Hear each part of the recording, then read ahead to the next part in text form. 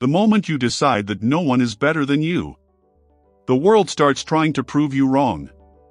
I didn't always believe that sentence. For a long time, I believed the opposite. I believed I was born behind, built wrong, cursed with limits other people didn't have. David Goggins grew up in a house where fear was routine. Abuse wasn't an exception. It was the schedule. Nights filled with screaming. Days filled with survival. He wasn't being groomed for greatness. He was being conditioned to disappear. And for years, that's exactly what he did.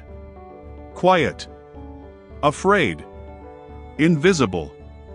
By his early 20s, that invisible kid weighed nearly 300 pounds. 297. A body carrying more excuses than muscle. A mind already used to quitting. Before the world could reject him. He sprayed for cockroaches at night. Came home exhausted. And ate pain in the form of junk food. No one was telling him he was special. No one was telling him he was destined. And that's important. Because the lie we tell ourselves is that confidence comes from encouragement. It doesn't. It comes from a decision. The turning point didn't arrive gently. It punched him in the face. One night, flipping channels, he landed on a documentary about Navy SEALs. Men crawling through sand, freezing in ocean water, breaking, and refusing to stay broken. Something cracked open. Not inspiration. Rage. Rage at the man he had allowed himself to become. Rage at wasted potential. Rage at the lie that he was less than. That night, he didn't say, "I hope I can." He said, "I will." And then he acted. As if he was already that man. Before his body agreed. Before the world believed him. Before logic made sense of it. That's the first rule. Act as if you are the best. Not arrogant. Not loud. Internally ruthless. Because the mind follows the standards you enforce. He had 3 months to lose over 100 pounds, to qualify for SEAL training. No trainer, no nutritionist, no Instagram accountability posts. Just suffering, running on broken shins, cycling until the room spun. Thousands of push-ups, sit-ups, pull-ups. Done in silence. Every day became a negotiation with pain. And every day, he refused to compromise. The scale dropped. The excuses burned off with the fat. And when his body screamed stop, he learned a lesson that would define his life. When you think you're done, you're only at 40%. That wasn't a motivational quote. It was a survival discovery. He failed his first attempt at Hell Week. Then the second. Most people would call that proof. Proof they don't belong. Proof someone else is better. Goggins treated failure like data. He came back for a third attempt. And passed. Not because he was the strongest. Not because he was the fastest. But because he refused to mentally kneel to anyone. That's the difference. The world doesn't decide who's better. You do. Quietly. Daily. When no one is watching. After becoming a Navy SEAL, he didn't relax into the identity. He didn't say, "I made it." He asked, "How far can this go?" And that question led him into places most people won't even look at. Ultramarathons. 100 miles. Then more. No running background. No gradual build-up. Just a willingness to suffer publicly and bleed privately. At the San Diego one-day ultramarathon, his kidneys began shutting down. He kept going. At Badwater 135. 135 miles. Through Death Valley. Temperatures over 120 degrees. He finished. Not once. Multiple times. You hear that and think it's about pain tolerance. It's not. It's about identity. When you act as if no one is better than you, quitting becomes illogical. Because quitting would mean admitting you lied to yourself. And Goggins does not tolerate self-betrayal. He shattered the world record for pull-ups with 4,030 in 17 hours. Hands torn. Blood everywhere. No celebration. Just completion. Because the goal was never applause. The goal was proof. Proof that the mind breaks long before the body does. Proof that standards matter more than feelings. Proof that the voice telling you to stop is not wisdom. It's fear wearing authority. Every morning, his routine is brutal by design. Early wake up. No snooze. Cardio before sunrise. Training twice a day. Stretching. Mobility. Journaling the things he hates about himself and attacking them methodically. He calls it the accountability mirror. You don't lie to it. You don't negotiate with it. You tell the truth. And then you do the work. Here's the tactical takeaway. And this is where most people flinch. You don't wait to feel like the best.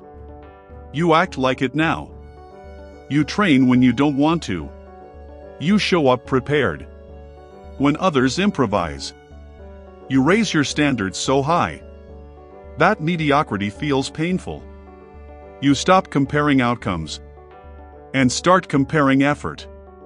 Because effort is the only thing you control.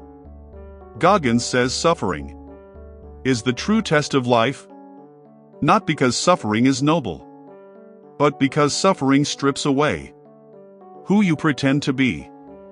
When everything hurts, when no one is clapping, when progress is invisible, that's when your real hierarchy reveals itself. Who's better? The one who keeps going. But here's the uncomfortable truth. Most people avoid acting as if you're the best. Will isolate you. It will cost you friends, comfort, familiarity. People will call you obsessed, extreme, unbalanced. Let them. Because they're negotiating with average. And you're declaring war on it. This isn't about ego. Ego seeks validation. This is about responsibility. If you were given a capable mind and a capable body, you have a duty to see how far it can go. Not for them, for you. And yet, even with all this, there's a deeper layer. Goggins discovered a level beyond discipline, beyond pain, beyond proving people wrong. Because if acting like you're the best is the ignition, what happens when that identity is tested? In absolute darkness, when confidence collapses and the mind turns on itself? What do you do when acting like the best isn't enough, and the only thing left is whether you can survive yourself? There comes a moment when confidence runs out, discipline goes quiet, and the only enemy left is the voice that knows every weakness you've ever hidden. This is where most motivational stories stop. They end at the victory, the record, the headline. But David Goggins' real war didn't happen on racecourses or in training rooms. It happened alone, in his head, when nobody was watching. And the identity he built started demanding a price. Because acting like you're the best is easy when you're winning. It's easy when momentum is on your side. The real test comes when the mind starts asking a dangerous question. What if this is all I am? What if I've reached the ceiling? Goggins didn't escape that question. He hunted it. After the SEALs, after the ultramarathons, after the records, something darker crept in. Depression. Emptiness. Not weakness. Exhaustion of purpose. He realized something terrifying. You can conquer the world and still feel hollow if your standards stop evolving. If being the best becomes a trophy instead of a responsibility, you decay. So he went deeper. He started doing what almost no one is willing to do. Revisiting pain on purpose. Childhood memories. Trauma. Fear. Not to heal comfortably, but to weaponize it. He stopped asking, "How do I feel?" and replaced it with, "What am I capable of today if I refuse to negotiate?" This is where the philosophy sharpens. Acting as if you're the best doesn't mean believing you're flawless. It means believing you are unfinished and refusing to accept that as an excuse. Goggins talks about callousing the mind. Just like skin.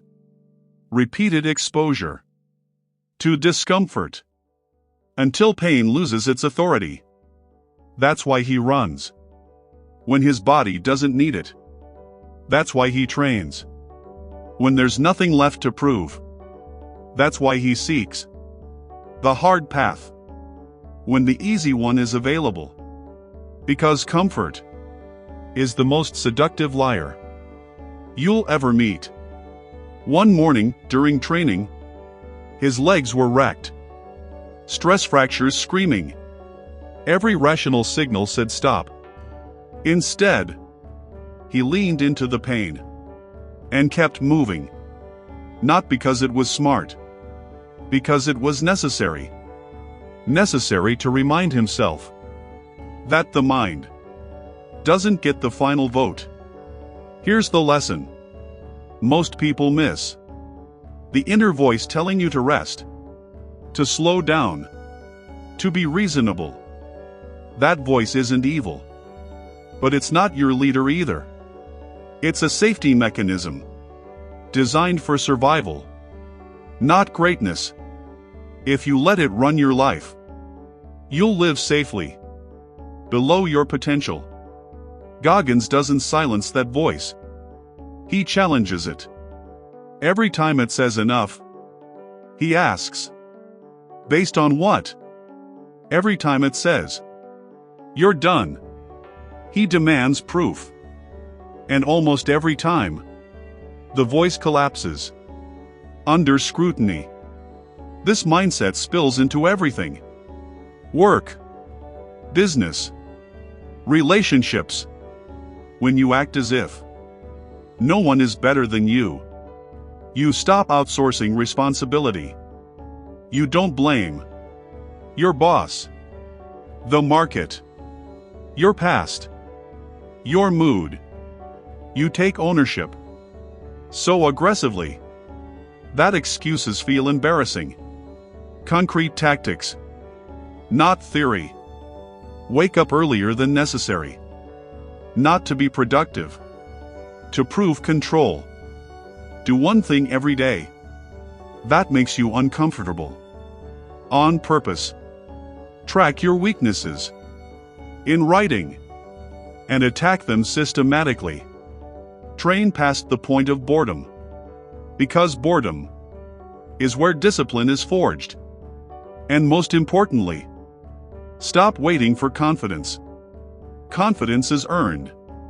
In retrospect, Goggins says, you don't rise to the level of your motivation. You fall to the level of your standards. That's why acting like you're the best isn't about believing hype. It's about enforcing rules on yourself that most people refuse to live by. But here's the paradox. The more you raise your standards, the more humble you become. Because you see how far there is to go. Because comparison dies. Because the only competition left is yesterday's version of you, and that version is getting hunted daily. This path is lonely. It will cost you comfort. It will cost you approval. Some days, it will cost you sleep, sanity, and peace. But it will give you something almost no one has. Self-respect. That cannot be taken. Not confidence, borrowed from results. Not pride, borrowed from applause. But the quiet certainty that if everything collapses, you can rebuild from nothing. So here's the final question. And don't answer it lightly.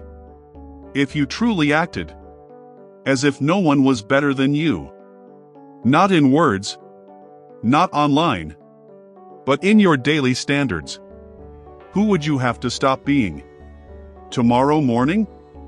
And are you ready to let that version of you die?